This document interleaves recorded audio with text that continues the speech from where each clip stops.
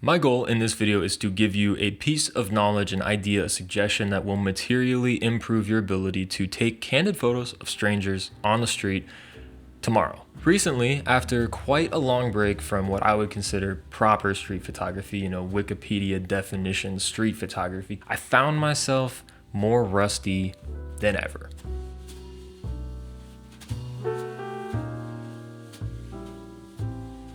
Right back to being nervous, timid, overthinking how people are going to react, whether or not people are staring me down, watching me, thinking, what is this guy doing? Why is he so weird? Why is he so strange? Kind of spiraling. That is until I did something last weekend that broke the ice again for me and got me right back on track, more confident than ever. And I want to share that piece of advice, that tip for you, how you can do the same thing. Welcome back. Thanks for stopping by. It's Friday once again, which means it is time for Snapping Yap, my weekly-ish mini-series about all things photography and videography here on YouTube. And this is episode 30 today, so yeah, milestone. Happy to have a topic that I'm so passionate about today for episode 30. And don't worry, this isn't the usual just go do it, practice makes perfect. You got to kind of just do it over and over and try it, and eventually you'll get less and less nervous over time. That stuff is true. It's all really, really good advice, being friendly, being approachable, all the standard stuff you hear. It's really, really good advice. But even if you hear those things 100 times, 1,000 times, when you're out on the sidewalk with your camera about to bring it up to your eye, point it at a stranger, you're not going to be thinking about the guy who told you, on the internet, nobody cares, you just need to be friendly, you just need to smile at people, carry a photo book with you. You're going to be thinking, this person is going to attack me. You're going to be caught up in the moment. You're going to feel nervous. You're going to feel confrontational. I mean, people struggle with this stuff to varying degrees. If you're lucky enough to have no reservations about street photography, good for you. Can I borrow some? But for the rest of us, there's some anxiety involved, and it's completely reasonable. It's an unorthodox, strange thing to do.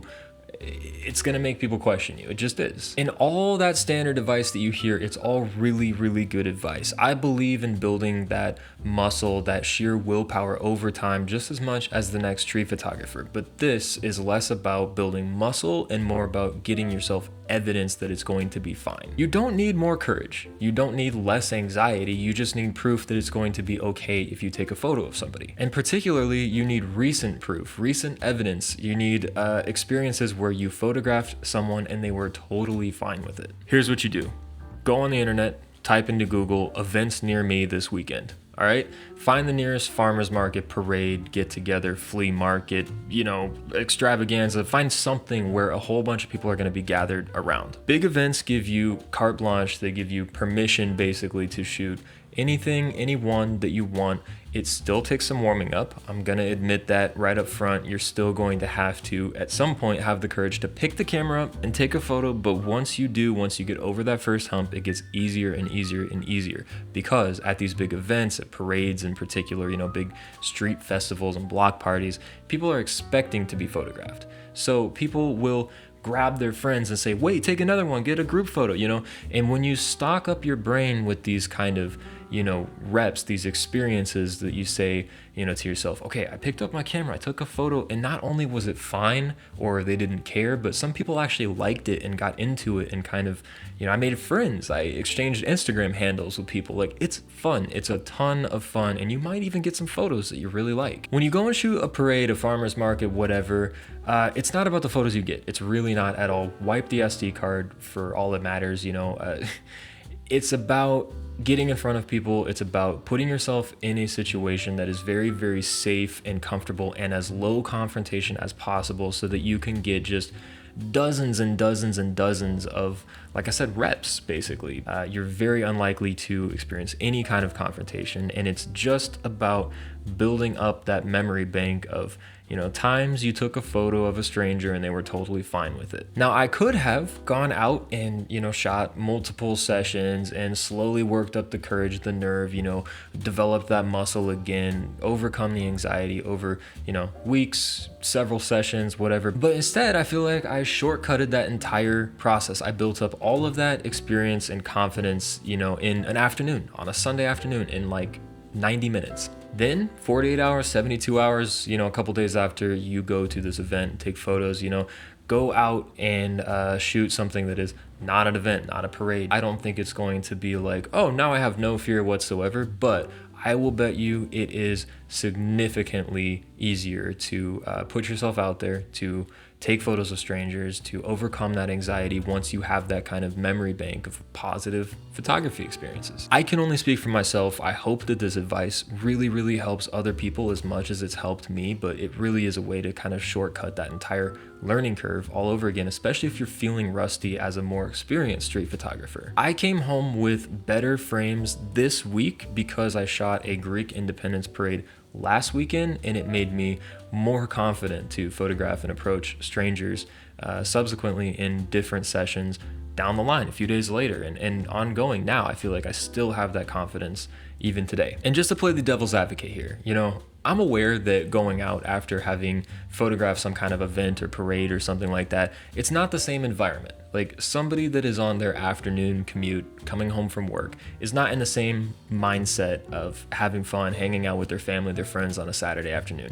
Those are different scenarios. That person is in a different mode, a different phase of their week. But here's the thing, it's not about every single instance, every single photo. It's really just about picking up the camera the first time, the first couple of times. I know that for the vast majority of us, everybody I've talked to, at least personally, it gets easier if you just take those first couple of shots. And that's what I think this exercise helps the most with, is just overcoming the fear to lift up the camera in the first place, those first couple shots that you need as an icebreaker when you're out there working on a street photography session. Another huge bonus point for photographing events that I feel like doesn't get talked about enough is that people will engage with you. You will be forced to talk to people because they're going to be curious, like, oh, can I get the photo? What are you doing here? Are you covering the event? But they're going to approach you in a friendly way, in a positive way. I don't think I've ever had a negative or confrontational experience at any kind of event like that. And so that gives you a lot of really safe, easy kind of training wheels experiences with confronting, with talking to people who are going to question you, because it does happen, and I think getting comfortable with explaining what you're out doing to people and, maybe exchanging emails and sending them the photo afterwards, it's really good practice for when that happens out on the street and it's just you and couple strangers out on the sidewalk. So that's it. That's all I got. That is how you fix your street photography anxiety this weekend, tomorrow, right this very second. It's the best advice I think that I've found, and hopefully it's useful to some of you guys too. Yeah, thanks for watching. As always, really, really appreciate the support. Hope you have an excellent weekend ahead. Take lots of photos of strangers against their will, without their permission. Be confident, be comfortable, and hope you get some good stuff. Drink water, eat delicious food, and I will talk to you very soon in the next video.